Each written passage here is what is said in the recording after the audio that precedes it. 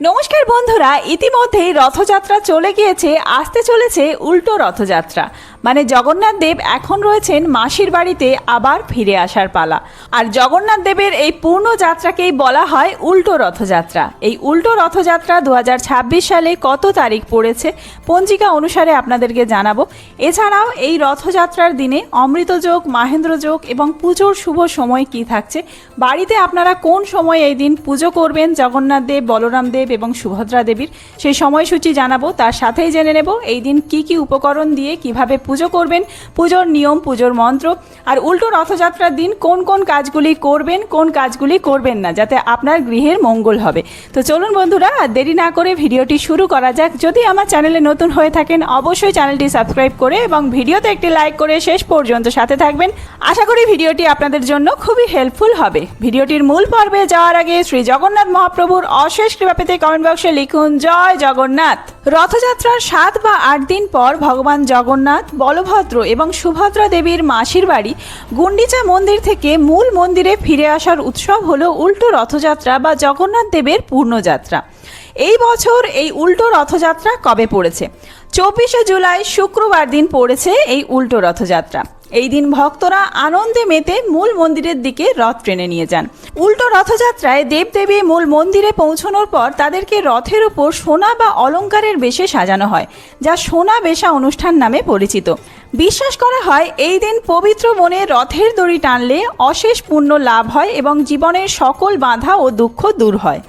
তারই সাথে জীবনের সমস্ত বাধা বিপত্তি কাটাতে আপনারা কিন্তু এই দিন অবশ্যই জগন্নাথ মহাপ্রভু, বলরাম দেব এবং সুভদ্রা দেবীর পুজো করুন। পঞ্জিকা দেখিয়ে আপনাদেরকে জানিয়ে দিচ্ছি কবে পড়েছে উল্টো রথযাত্রা। আর ঠিক একদিন পরেই কিন্তু উল্টো রথযাত্রা, 7ই শ্রাবণ 24শে জুলাই শুক্রবার দিন। এই দিনেই কিন্তু উল্টো রথযাত্রা পড়েছে। এই দেখুন লেখা রয়েছে স্মার্ত এবং উৎকল মতে শ্রী শ্রী জগন্নাথ দেবের পূর্ণযাত্রা বা উল্টো রথ। পুজোর শুভ সময় কি থাকছে? অমৃতযোগ থাকছে সকাল 6টা 51 মিনিটের মধ্যে, তার পরবর্তী সময় 7টা 44 মিনিট থেকে শুরু করে 10টা 23 মিনিটের মধ্যে। এরপর দুপুর 1টা 2 মিনিট থেকে শুরু করে 2টো 49 মিনিটের মধ্যে, 4টে 35 মিনিট থেকে শুরু করে 6টা 21 মিনিটের মধ্যে, রাত্রি 7টা 47 মিনিট থেকে শুরু করে 9টা 13 মিনিটের মধ্যে, 2টো 56 মিনিট থেকে শুরু করে মধ্যরাত্রি 3টে 39 মিনিটের মধ্যে। এইগুলি হলো অমৃতযোগের সময়সূচি। এর মধ্যে 7টা 44, সকাল 7টা 44 থেকে শুরু করে 10টা 23 মিনিটের মধ্যে, এই সময়টি অত্যন্ত শুভ সময়। আপনারা বাড়িতে যারা জগন্নাথ দেবের পুজো করতে চাইছেন এই সময় পুজো করে নেবেন।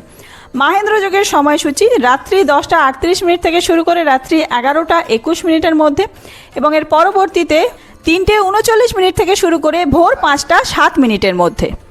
এবার বলে রাখি এই দিন আপনারা বাড়িতে কিভাবে পুজো করবেন। সকাল সকাল উঠে বাড়িঘর সমস্ত পরিষ্কার করে নিয়ে স্নান সেরে নেবেন, শুদ্ধ বস্ত্র পরে ঠাকুর ঘরে প্রবেশ করবেন। এরপরে পূজার আসনে বাম দিকে বলভদ্র, মাঝে সুভদ্রা দেবী এবং ডান দিকে জগন্নাথ দেবকে স্থাপন করুন। প্রথমেই পবিত্র হয়ে আসনে বসুন। এরপর পঞ্চামৃত দিয়ে বিগ্রহগুলিকে স্নান করান এবং পরিষ্কার জল দিয়ে ধুইয়ে তারপরে মুছে নেবেন। চন্দন এবং ফুল দিয়ে সাজিয়ে দিন, অর্থাৎ যেই সমস্ত ফুল অর্পণ করবেন প্রতিটাতেই কিন্তু চন্দন ছিটিয়ে নেবেন। এবার নৈবেদ্য নিবেদনের পালা। নৈবেদ্য হিসেবে জগন্নাথ দেবকে ফল, মিষ্টি ও অন্যান্য যে কোনো ভোগ আপনারা অর্পণ করতে পারেন। ভোগে কিন্তু অবশ্যই একটি করে তুলসী পাতা দেবেন।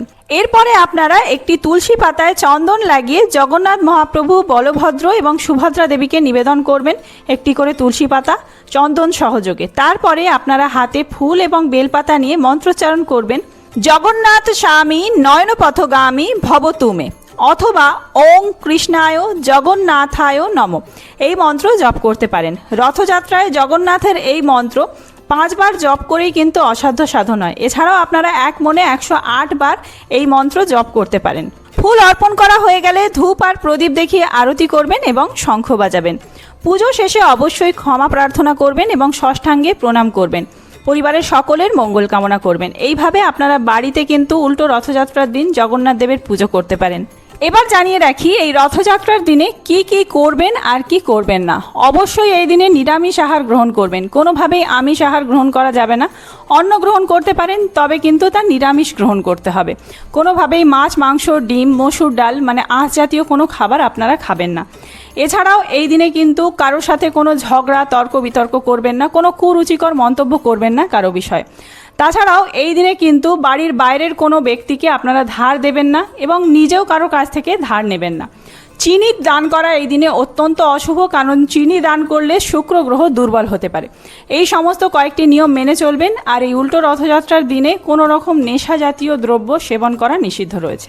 তো বন্ধুরা, আজকের ভিডিওটি এই পর্যন্তই। খুব তাড়াতাড়ি নতুন কোনো ভিডিও নিয়ে আসছি। সেই সমস্ত ভিডিও দেখার জন্য অবশ্যই চ্যানেলটি সাবস্ক্রাইব করে সাথে থাকবেন। আর এই ভিডিওটি যদি হেল্পফুল হয়ে থাকে বন্ধুদের মধ্যে অনেক বেশি শেয়ার করবেন। ধন্যবাদ।